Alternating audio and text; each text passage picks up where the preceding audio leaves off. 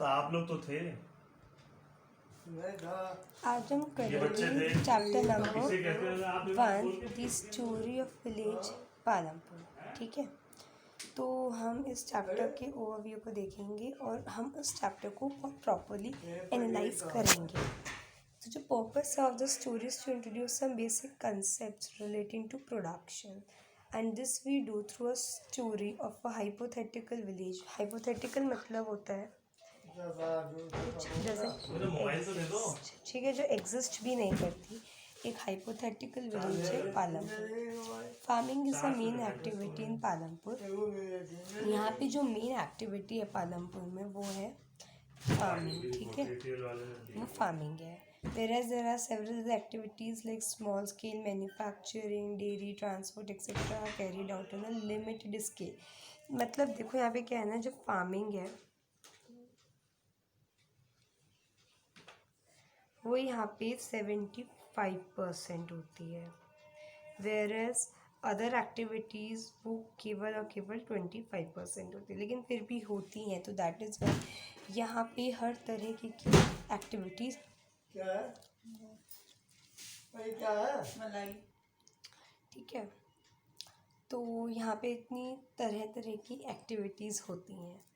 तो अब यहाँ पे देखो, as we read through a story of Palampur we will learn how various resources will combine to produce the desired goods.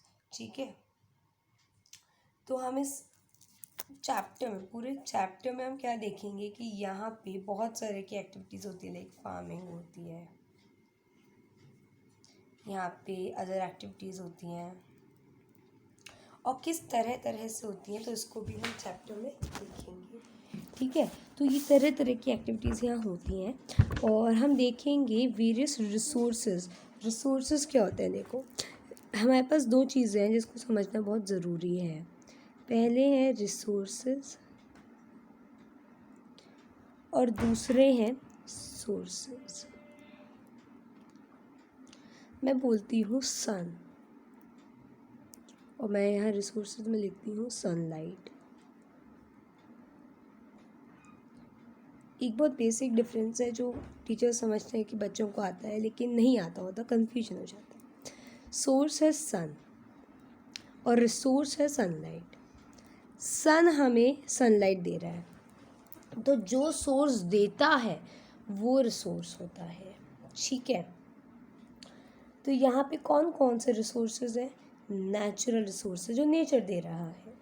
Man made items हैं, वो भी एक रिसोर्स है जो ह्यूमन बीइंग्स दे रहे हैं।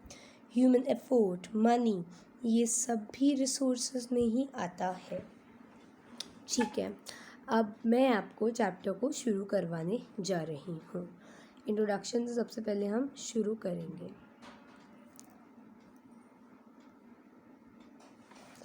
Introduction. Palampur is well connected with the neighboring villages and towns. Raiganj, a big village, is 3 kilometers from Palampur. तो 3 kilometre दूर है रायगंज से क्या? पालमपुर। ठीक है, और ये ऑल वेदर रोड है। ऑल वेदर रोड मीन्स एक बहुत वेल डेवलप्ड रोड है जो कनेक्ट करती है विलेज को रायगंज से। रायगंज क्या है? एक बड़ी विलेज है। And further on to the nearest small towns of Shahpur. Many kinds of transports are visible on this road, starting from bullock carts, chongas, buggies, cart-drawn buggies loaded with jaggery and other commodities. ठीक है, तो यहाँ पे बोल रहे हैं कि यहाँ पे ये तरह के ट्रांसपोर्ट्स हैं। कौन कौन से तरह के ट्रांसपोर्ट्स हैं? टोंगाज हैं, बुलक कार्ट्स हैं, बुग्गीज़ हैं, जैगरी लोड करती हैं जो कि, और अदर कमोडिटीज़ जैसे मोटर व्हीकल्स हैं, मोटरसाइकिल्स हैं, जीप ट्रैक्टर्स हैं, ट्रक्स हैं। तो ये सभी क्या हैं? ये सभी आपके ट्रांसपोर्टेशन में आते हैं।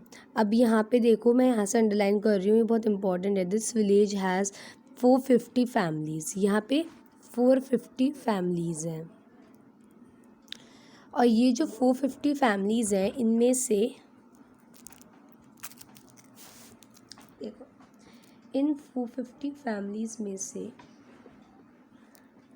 80 अपर कास्ट फैमिलीज़ हैं और 150 लोअर कास्ट फैमिलीज़ हैं। ठीक है, अभी जो 80 अपर कास्ट फैमिलीज़ हैं ये बड़े बड़े घरों में रहती हैं, बड़े बड़े घर हैं इनके, उसके अलावा इनके पास सारे तरह के रिसोर्सेज हैं और मेन लैंड पे रहती हैं ये। Whereas 150 फैमिलीज़ ये छोटी जगहों पे रहती हैं, इनके स्मॉल हाउसेस हैं, रिसोर्सेज भी कम है, एक्सेस टू रिसोर्सेज भी कम है, तो इनके पास ये सब चीज़ें बहुत कम हैं। अब आगे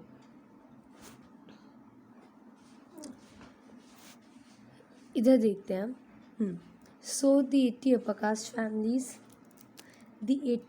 caste families own the majority of the land. सबसे ज़्यादा लैंड है। their houses are made up of cement. बहुत बड़े बड़े घर हैं, सीमेंट के, प्लास्टरिंग के बने हैं। जो SC है, मतलब जो छोटी दलित है, ये कंप्राइज करते हैं 1/3 मीन्स 150 पर्सन नहीं, सॉरी, केवल 150 फैमिलीज़ हैं जो ये ओन करते हैं, मतलब जो ये 150 फैमिलीज़ हैं ये दलित फैमिलीज़ हैं। अब ये जो 150 फैमिलीज़ हैं इनके पास क्या क्या है, देखो जो SCs हैं ये 1/3 ऑफ द पॉपुलेशन कंप्राइज करते हैं।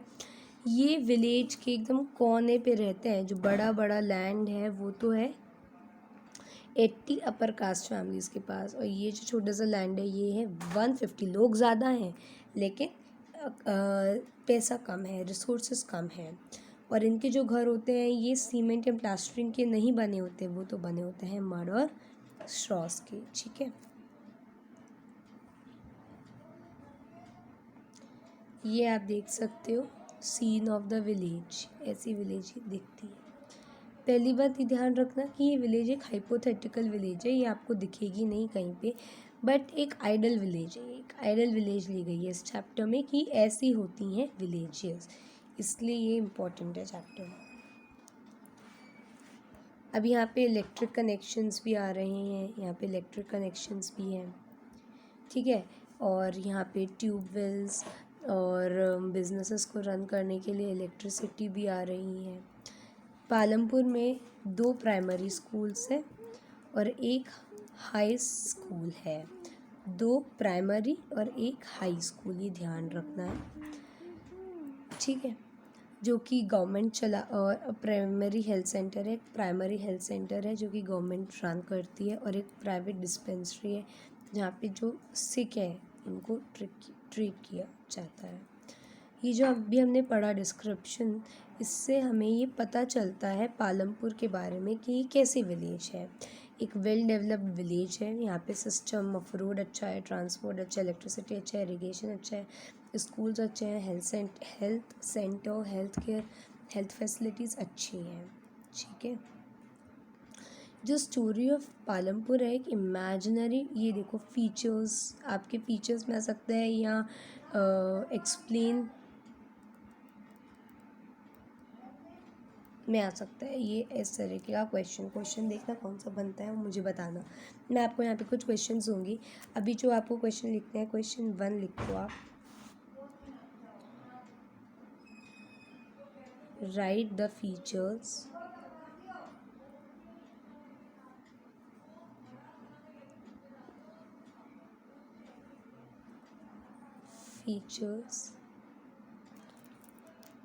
of village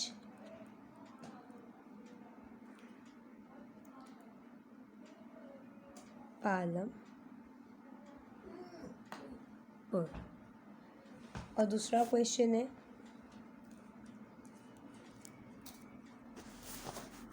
एक्सप्लेन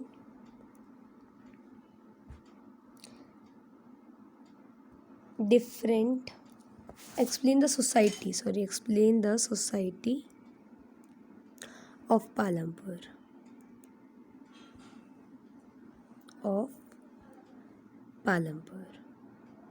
ये आपको करना है। आपको हैंडराइटिंग तो समझ आ रही होगी ना, सॉरी थोड़ा घिचपिच हो गया है। क्वेश्चन 2 यही था, explain the society of Palampur, और क्वेश्चन 1 यही था दैट आपको ये बताना है features of the village Palampur. Okay. Okay. अब यहाँ देखो, the story of Palampur in imagine, ये भी आएगा आपको बहुत मतलब इस तरह से आंसर देना है कि आप सारे पॉइंट्स उसमें कवर करो। ये नहीं कि आपने केवल फीचर्स डाल दिए तो वो यहाँ से इधर से लेकर के यहाँ तक हो गए, नहीं, यहाँ तक ही नहीं, बल्कि ये सब कुछ आपके आंसर में इस तरह बनाना है ना कि सारी चीज़ें तो उसमें आए, साथ ही एक अच्छा सा आंसर बने। The story of Palampur, an imaginary village, will take us through different types of production activities in village. तो यहाँ पे बहुत सारी प्रोडक्शन एक्टिविटीज़ होती हैं जो अभी हम देखेंगे। प्रोडक्शन का मतलब क्या होता है, ये भी क्वेश्चन है, इसको भी लिखो, व्हाट इज़ प्रोडक्शन। प्रोडक्शन का मतलब होता है to produce, and what to produce, किसी भी इनपुट से आउटपुट देने को हम कहते हैं प्रोडक्शन। हम कहते हैं प्रोडक्शन, हम कहते हैं यहाँ पे प्रोडक्शन। ओके, तो ये आप ध्यान रखना कि हम इसे क्या कहते हैं, हम इसे प्रोडक्शन कहते हैं।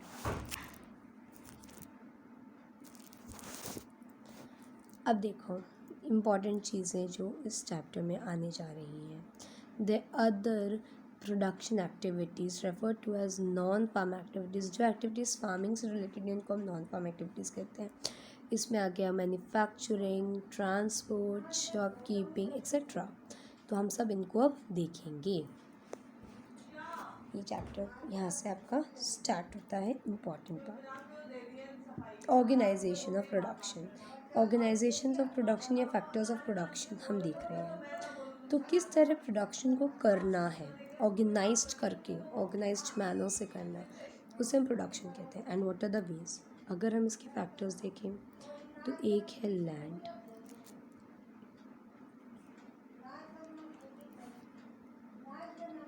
दूसरा है लेबर, तीसरा है फिजिकल कैपिटल, और इस फिजिकल कैपिटल के सब डिविजन्स हैं फिक्स्ड कैपिटल और वर्किंग कैपिटल, और उसके एंड में है ह्यूमन कैपिटल, ह्यूमन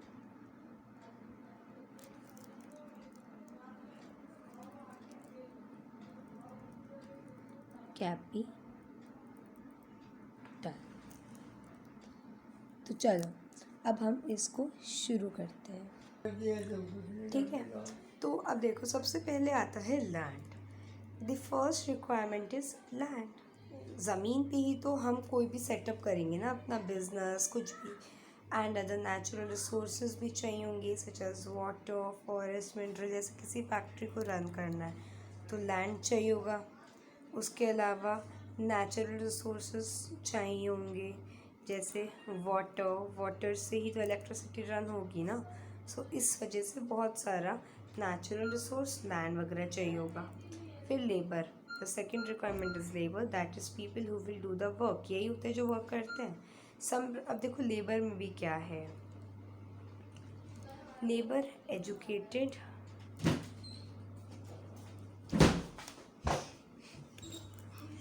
और अनएजुकेटेड दोनों होती है, ठीक है। तो एजुकेटेड और अनएजुकेटेड दोनों हो सकती है। जैसे कि अगर हम एजुकेटेड की बात करें तो वो हमें क्यों चाहिए, हमें एजुकेटेड चाहिए जो कि परफॉर्म कर सके नेसेसरी टास्क, जैसे कि मैपिंग वगैरह, है ना। अदर एक्टिविटीज़ रिक्वायर वर्कर्स होते हैं डू द मैनुअल वर्क। जो अदर रिक्वायरमेंट है वो है मैनुअल वर्क करने वाली की, और वो करेगी अनएजुकेटेड लेबर, ठीक है। तो ये हो गया एजुकेटेड और uneducated labour. The third requirement is physical capital, that is a variety of the inputs required to at every stage during production. तो physical capital में क्या है, ये आपको बहुत चाहिए होती है, ये वो inputs हैं जो कि हर स्टेज में चाहिए होते हैं during the production. What are the items that come under the physical capital? तो हमारे पास देखो physical capital के अंदर हमें चाहिए होते हैं tools, machines,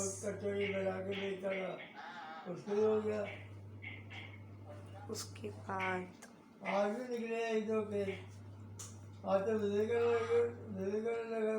बिल्डिंग्स और मनी और इतना सब कुछ तो चाहिए ही चाहिए हमें. तो टूल्स, मशीन्स, बिल्डिंग्स वगैरह ये सब चाहिए. तो हमने इसको क्लासीफाई कर दिया है एज फिक्स्ड कैपिटल और वर्किंग कैपिटल. फिक्स्ड कैपिटल में आते हैं tools, machines and buildings. Tools, machines range from very simple tools such as a farmer's plow to sophisticated machines such as generator, turbines, ये सारी machines, computer etc. Tools, machines, buildings can be used in production over many years. कभी change नहीं करना पड़ता है इनको, that is why इनको हम कहते हैं फिक्स्ड कैपिटल. फिर है raw material and money in hand, ये आपकी है working capital. Production requires a variety of raw materials such as yarn used by the weavers and the clay used by the potters. Also, some money is always required during the production to make the payments and buy the other necessary items. And raw materials and money in hand are called the working capital. Unlike tools, machines and buildings, they are used up in production. That is why इनको बार बार चाहिए होता है working capital. तो हमें पैसा है, ये सब हमें बार बार चाहिए. फिर फिक्स्ड कैपिटल एक बार ही चाहिए होती है, बहुत साल काम आ सकती है. फिर है नॉलेज. फोर्थ रिक्वायरमेंट है नॉलेज एंड इंटरप्राइज. ये क्या करेगा, ये सभी चीज़ों को पुट टुगेदर करेगा. ह्यूमन बीइंग इन सब चीज़ों को पुट टुगेदर करेगा और इस तरह से वो प्रोड्यूस करेगा एक आउटपुट को जो कि हम यूज़ करते हैं या फिर हम उसको बाज़ार में बेच आते हैं. और ये होता है human capital. This is called human capital. Okay, this is you can see. अब यहाँ पे है कि जो प्रोडक्शन है उसको ऑर्गेनाइज किया जाता है by combining land, labour, physical capital, human capital which are known as factors of production. तो यही सभी चीज़ें मिलकर फैक्टर्स ऑफ प्रोडक्शंस को बनाती हैं. ठीक है, तो ये आपका पार्ट 1 था चैप्टर का. अब मैं चैप्टर के पार्ट 2 से शुरू करूँगी. Till then take care and bye.